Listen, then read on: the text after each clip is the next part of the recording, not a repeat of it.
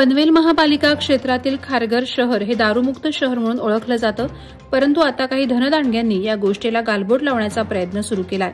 या ज्वलंत विषयात आवाज उठवत सध्या सुरू असलेल्या मुंबई येथील अर्थसंकल्पीय अधिवेशनात आमदार विक्रांत पाटील यांनी सभागृहाचं लक्ष वेधलं।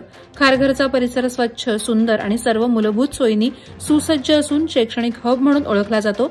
त्यामध्ये मोठ्या प्रमाणावर तरुणाई शिकत आहे। या युवा शक्तीच्या भवितव्यासाठी आणि खारघरवासियांच्या भावना लक्षात घेता या भागात मद्य विक्री परवाने दिले जाऊ नये आणि दिलेले परवाने तातडीने रद्द करावे, ही मागणी आमदार विक्रांत पाटील यांनी केली आहे। पेणमधील बोरगाव हद्दीत थौसावाडी येथे राजीप बांधकाम विभागाकडून हर्षा कन्स्ट्रक्शनने 60 लाखांचा ठेका घेऊन रस्ता पूर्ण केल्याचा दावा अधिकाऱ्यांनी केलाय। मात्र प्रत्यक्ष पाहणीअंती हा रस्ता अपूर्ण असल्याचं उघड झालंय। वारंवार तक्रार करूनही ठेकेदार आणि अधिकाऱ्यांवर कारवाई होत नाही। खवसावाडीतील आंबीकडू या महिलेचा रस्ता नसल्याने वेळेवर उपचार न मिळाल्यामुळे मृत्यू झाला होता। या समस्येबाबत संतोष ठाकूर यांनी अॅडव्होकेट सिद्धार्थ इंगळे यांच्या माध्यमातून राज्य मानवी हक्क आयोगाकडे तक्रार दाखल केली आहे। आयोगानं रायगड जिल्हाधिकाऱ्यांना नोटीस बजावून 4 आठवड्यात तथ्यशोध अहवाल सादर करण्याचे आदेश दिलेत, मात्र जिल्हाधिकाऱ्यांकडून कोणतीही कारवाई झालेली नाही असं सांगण्यात येत आहे। उरणमधील चाणजे ग्रुप ग्रामपंचायत हद्दीतील रहिवाशांची पाण्यासाठी होणारी परवड लक्षात घेता महाराष्ट्र जीवन प्राधिकरणाच्या माध्यमातून 10.5 कोटींची पाणी योजना उरणचे आमदार महेश बालदी यांच्या प्रयत्नानं मंजूर झाली आहे। या योजनेचे काम बीडमधील ठेकेदाराला दिले असून तो स्वतःच्या मर्जीनुसार काम करत आहे। मुख्य जलवाहिनी त्याने रहदारीच्या रस्त्यावर उघड्यावर ठेवली असून वाहनांच्या धडकांमुळे ती जलवाहिनी पूर्ण होण्या अगोदरच फुटून गेल्याने रहिवाशांना पाण्यासाठी वाट पाहावी लागते। त्यातच महाराष्ट्र जीवन प्राधिकरणाचे अधिकारी हे जनतेच्या समस्यांकडे दुर्लक्ष करत असल्याने सुमारे 10 कोटी 59 लाख रुपये ठेकेदारांच्या घशात घालण्याचा डाव तर नाही ना, असा संशय व्यक्त होत आहे।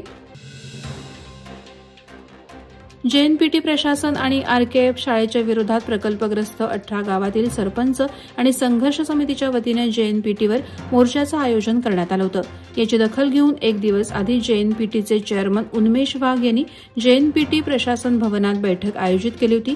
या बैठकीला जेएनपीटीचे माजी विश्वस्त भूषण पाटील, विश्वस्त दिनेश पाटील, रवींद्र पाटील, पालक संघर्ष समिती अध्यक्ष किरण घरत, पालक प्रतिनिधी रमाकांत म्हात्रे यांच्यासह मान्यवर तसंच 18 गावचे सरपंच उपस्थित होते।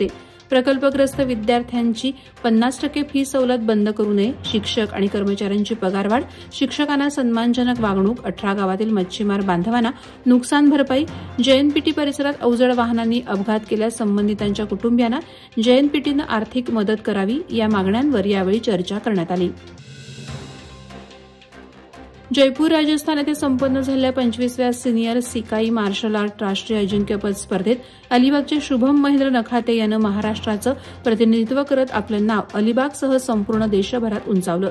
या स्पर्धेत 18 वर्षावरील सिनियर गटात 74+ किलो खुल्या गटात लोबा फाईट प्रकारात उपांत्य फेरीत गोवा संघाला आणि अंतिम फेरीत आंध्र प्रदेश संघाला पराभूत करत सुवर्णपदक पटकावून नेत्रदीप आणि नाव उंचावणारी कामगिरी केली। या स्पर्धेत रायगडच्या आकांक्षा विजय तांबडकर हिनं 18 वर्षावरील सिनियर मुली या गटात रौप्य पदक पटकावलं। उरण तालुक्यातील दिघोडे नाका ते चिर्ले या रस्त्यावर सातत्यानं होणाऱ्या वाहतूक कोंडीच्या समस्यांमुळे लोक वैतागलेत। त्यातच दर दिवशी सकाळ संध्याकाळी याचा त्रास हा नोकरदार, विद्यार्थी, रुग्णांना सहन करावा लागत असून रस्त्यावरून मार्गक्रमण करणारे नागरिक आणि वाहन चालक हे हैराण झालेत।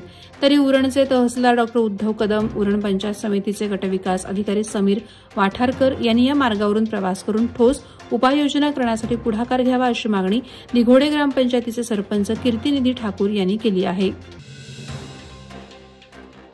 शासनाचे उच्च व तंत्रशिक्षण विभाग, ग्रंथालय संचालनालय मुंबई आणि जिल्हा ग्रंथालय अधिकारी कार्यालय रायगड यांच्या संयुक्त विद्यमाने रायगड जिल्ह्यात दिनांक 20 आणि 21 मार्च रोजी ग्रंथोत्सवाचं आयोजन महात्मा गांधी सार्वजनिक वाचनालय पेण येथे करण्यात आले।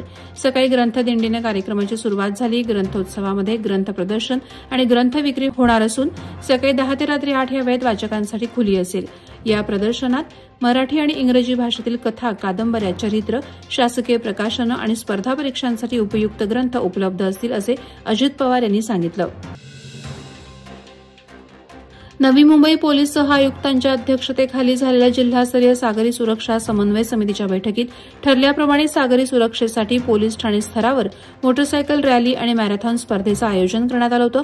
उरण, न्हावाशेवा, मोरा सागरी पोलीस ठाणे हद्दीतील सागर रक्षक दल, स्थानिक मच्छीमार आणि पोलीस अंमलदार यांच्या संयुक्त सहभागाने उरण पोलीस ठाणे हद्दीत मोटरसायकल रॅली संपन्न झाली.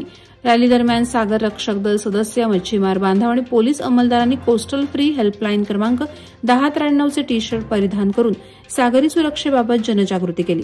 वादळवारा लाईव्हसाठी न्यूज ब्युरो, रायगड. नवी मुंबई व रायगड जिल्ह्यातील ताज्या बातम्या आणि घडामोडींसाठी सबस्क्राईब करा वादळवारा लाईव्ह चॅनल आणि दाबा बेल आयकॉन.